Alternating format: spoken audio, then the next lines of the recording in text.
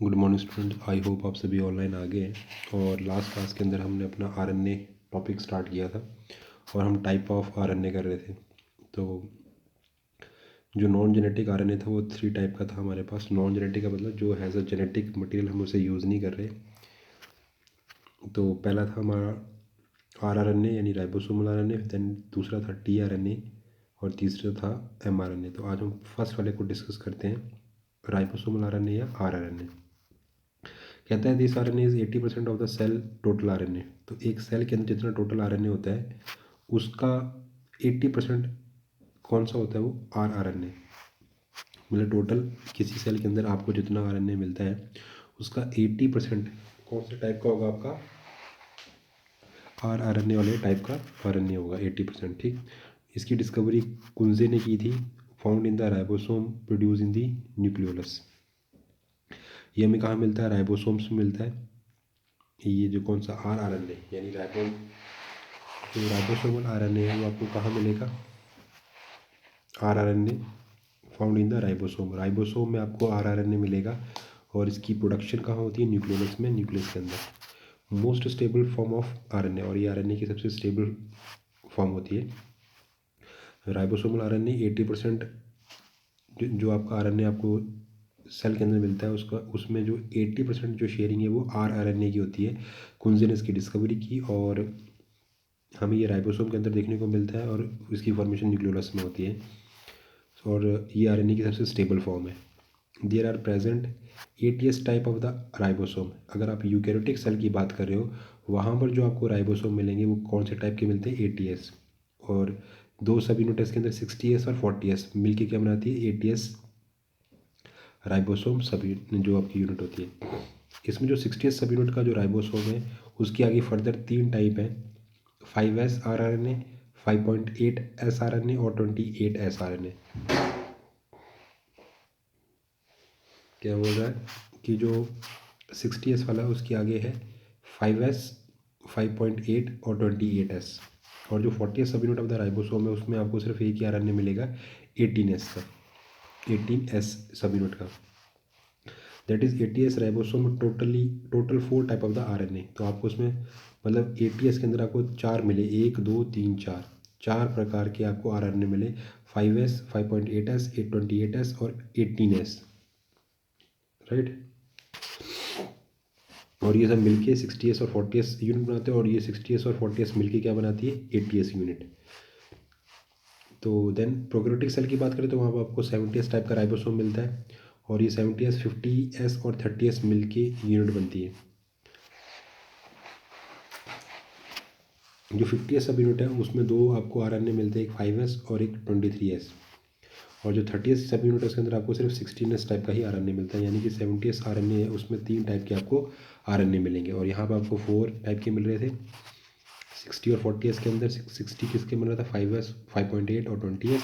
40s के अंदर 18s type का। तो ये चीज़ें क्लियर हो गई। तो 70s आरएनए में आपको 3 टाइप के और 80s टाइप में राइबोसोम में आपको आरएनए कौन कितने टाइप के मिलेंगे? 4 टाइप के। तो ये हो गया यूकैरियोटिक सेल की बात और ये प्रोकैरियोटिक सेल की राइबोसोम की बात। फंक्शन की बात कर लें, all the time of the protein system rRNA provide the attachment site to the. अगर आप at the time of the protein, अगर फंक्शन की बात करें कि जो आपके राइबोसोमल आरएनए उनके काम क्या क्या है, कहता है जब प्रोटीन सिंथेसिस होती है उस समय जो आरआरएनए है provide the attachment site to the tRNA and mRNA and attaches them on ribosomes. तो कहता है जब प्रोटीन सिंथेसिस का काम चल रहा होता है, प्रोटीन संश्लेषण का काम चल रहा होता है, तो ये जो आरआरएनए ये प्रोवाइड करती हैं, क्या प्रोवाइड करती है? Attachment site. किसके लिए? टीआरएनए और एमआरएनए के लिए, टीआरएनए और एमआरएनए के लिए। और and attaches them on the ribosome. इनकी एक तो अटैचमेंट साइट प्रोवाइड करते हैं और साथ में टीआरएनए एमआरएनए को चिपका देते हैं राइबोसोम के ऊपर। दूसरा, bond form between them known as a salt linkage. और इनके बीच में जो बॉन्ड बनता है उसे हम क्या कहते हैं? Salt linkage. Attaches tRNA to the large subunit of the ribosome and mRNA to the smaller subunit of the ribosome। तो क्या तो फंक्शन क्या है राइबोसोम के? आरआरएनए के क्या फंक्शन है कि ये तो अटैचमेंट साइट देता है during the protein synthesis tRNA और एमआरएनए को, दोनों को एक दूसरे से जोड़ देता है राइबोसोम के साथ। और कहते हैं जो बॉन्ड बनता है वो साल्ट लिंकेज होता है, जिसमें टीआरएनए को चिपकाता है ये बड़ी यूनिट के साथ, large subunit of the ribosome, और एमआरएनए को अटैच करता है smaller unit of the ribosome. अब बात करते हैं जो हमारे पास दूसरा जो आरएनए का दूसरा जो हिस्सा है, यानी कि ट्रांसफ़र आरएनए यानी कि टीआरएनए। कहता है it is a 10 to 50% of the total RNA. जो आपको सेल के अंदर जो टोटल आरएनए मिल रहा है उसका 10 से 15% किसकी भागीदारी होती है, टीआरएनए की। मतलब 80% थी आरएनए की और 10 to 50% होती है टीआरएनए की। और इसको synthesised in the nucleus by the DNA, और डीएनए से इसकी फॉर्मेशन होती है। Transfer RNA tRNA also known as a soluble, इसको हम सोलबल आरएनए भी कहते हैं, एसआरएनए, और इसको हम एडेप्टर आरएनए भी कहते हैं, और इसको हम स्मॉलेस्ट आरएनए, इसमें जो स्मॉलेस्ट आरएनए होता है 4s टाइप का होता है। फंक्शन की बात करें तो act has a carrier of the amino acid at the time of the protein synthesis. अगर आपसे कार्य की बात करें, जो टीआरएनए का मेन काम क्या है, जब प्रोटीन सिंथेसिस चलती है तो ये कैरियर की तरह काम, व्हीकल की तरह काम करता है, अमीनो एसिड को पकड़ पकड़ कर लेके आता है। इसकी डिस्कवरी, टीआरएनए की डिस्कवरी हॉगलैंड और ज़िमैकनाइक ने और स्टीफनसन ने की थी। 3 साइंटिस्ट थे, हॉगलैंड, ज़िमैकनाइक और स्टीफनसन। और स्ट्रक्चर की बात करें तो structure of the tRNA mostly complicated, तो सबसे जटिल इसका स्ट्रक्चर होता है। होले presented the clover leaf model, इसके लिए होले एक साइंटिस्ट थे जिन्होंने क्लोवर लीफ मॉडल दिया इसकी संरचना के लिए। ये आप जो देख रही है क्लोवर लीफ मॉडल स्ट्रक्चर है, सेम ऐसे ही होता है, उस लीफ का स्ट्रक्चर भी ऐसे ही होता है। In two dimensional structure tRNA appear clover leaf like, कहता है अगर आप इसका 2D स्ट्रक्चर देखोगे तो ये क्लोवर लीफ लाइक की तरह लगता है।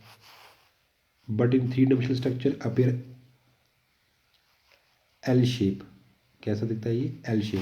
कहता है अगर आप इसका 3 डायमेंशनल स्ट्रक्चर देखोगे जो किम ने प्रोड्यूस किया था तो ये कैसा दिखता है, एल शेप। इसको एल कर लेना, आपको थोड़ा सा दिख नहीं रहा होगा, ये ऐसे लिखा मैंने एल, ठीक है, ऐसे बना हुआ ये, ठीक है।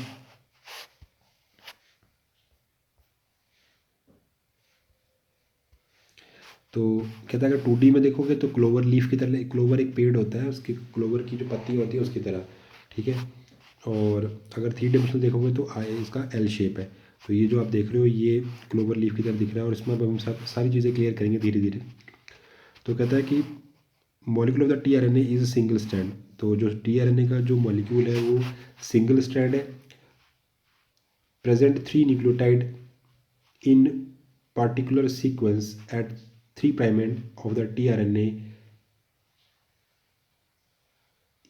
sequence is CCA, cytosine, cytosine और एडेनिन। तो वो कहता है कि साइटोसिन, साइटोसिन और एडेनिन CCA, तो वो होता है इसकी एक, ये वाले जो दिख रहे हैं ना 3' एंड पे, ये तो है 5' एंड और इधर वाला है 3' एंड, मतलब ये एक धागा है सिंगल। कहने का मतलब कि ये जो आपको दिख रहा है ना ये सिंगल एक धागा था, ऐसे एक सिंगल स्ट्रैंड है टीआरएनए, लेकिन वो क्या हुआ कि वो क्वाइल हो गया। क्वाइल कैसे हुआ, इस तरीके से,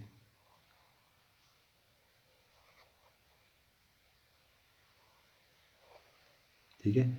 ये जो एंड है वो है 3' और ये जो एंड है वो है 5', ठीक है। और यहाँ पर एक पर्टिकुलर सीक्वेंस है जिसका नाम है CCA, साइटोसिन, साइटोसिन और ए, है ना, इस तरीके से। बाकी अंदर पूरा एक फीता है जो ऐसे अरेंज हो गया है। तो कहते हैं molecule of the tRNA is a single strand है, सिंगल फीता है, इसमें प्रेजेंट 3 न्यूक्लियोटाइड इन पर्टिकुलर सीक्वेंस।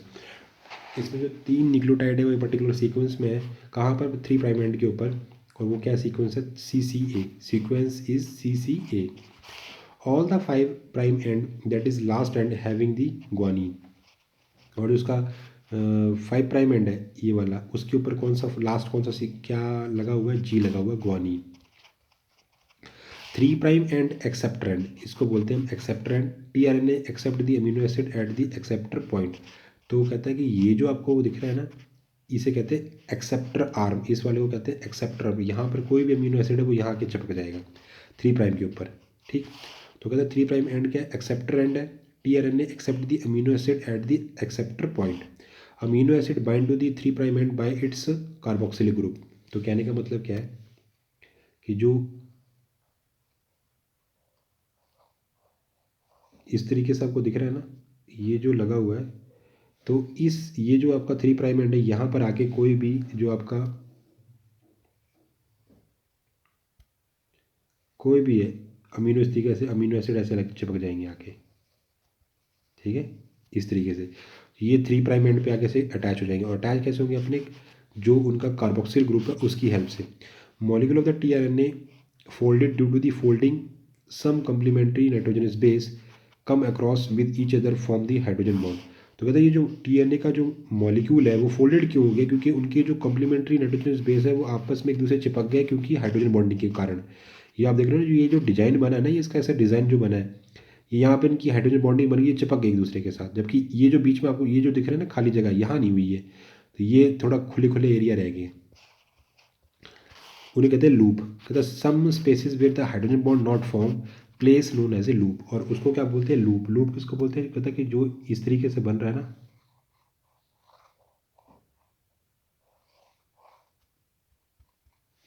तो ये जो एरिया जहाँ पर बॉन्डिंग नहीं बनी, ये एरिया जहाँ पर हाइड्रोजन बॉन्डिंग नहीं बनी, इसलिए ये लूप बन गए। इसको क्या नाम देते हैं? लूप। लूप कौन सी जगह? Some place where the hydrogen bond not formed. इस एरिया में क्या हुआ? हाइड्रोजन बॉन्ड नहीं बनी और उस एरिया को हम क्या बोलते हैं? लूप बोलते हैं। क्लियर होगी बात? आगे चलते हैं। तो लूप क्या? There are some abnormal nitrogenous base in the loop, that is why hydrogen bond not formed. यहाँ पर क्या है? कुछ एबनॉर्मल नाइट्रोजनस बेस है जिसकी वजह से वहाँ पर हाइड्रोजन बॉन्डिंग नहीं हुई। क्योंकि हाइड्रोजन बॉन्डिंग तो हमेशा कहाँ होगी? जहाँ पर कंप्लीमेंट्री संपूरक बेस एक दूसरे के सामने होंगे।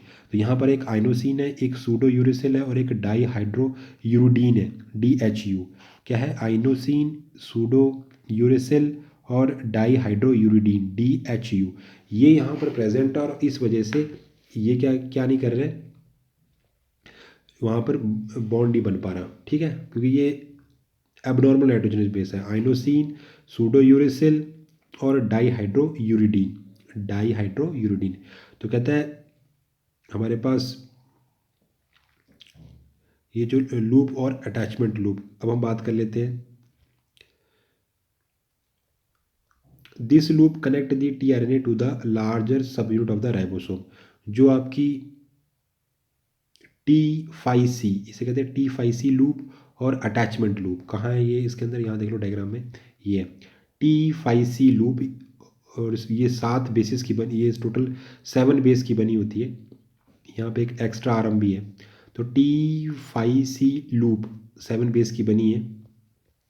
कहते हैं ये जो T5C लूप है और इसे कहते हैं अटैचमेंट लूप, इसका काम क्या? This loop connect tRNA to the large subunit of the ribosome.